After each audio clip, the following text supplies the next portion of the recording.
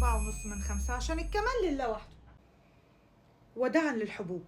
اي نعم بيخلي ريحة وش الجنزبيل، بس هو اكتر حاجة كانت فعالة في ان هي تعالج لي الحبوب في وقت قليل جدا، تقريبا مش بتاخد اسبوع. بيتحكم في افراز الدهون وبيساعد ان ما يطلعلكيش حبوب تانية.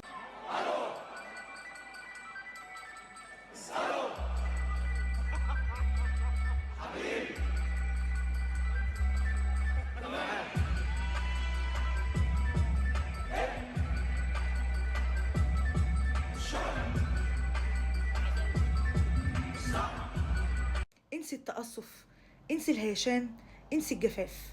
باين انا بحبه قد ايه ولا لا؟ برايمر ما يقولكيش لا ويطلع الميك اب تحفه، دميه في الشيفنج ما يقولكيش لا ومختلف عن اي جل صبار تاني عادي. عايزه تهدي بيه بشرتك ما يقولكيش لا، عايزه ترطبي بيه بشرتك في الصيف بيكون اختيار مثالي. حتى لما استخدمته لشعري ما قاليش لا. يلطف ويهدي الجلد جدا بعد حروق الشمس، بعد الليزر، بعد اي التهاب. بيخلي الميك اب يثبت لفتره طويله، لانه في سنه لزوجه بيخلي الميك اب لما ينزل يلزق عليها ويفضل ثابت طول اليوم.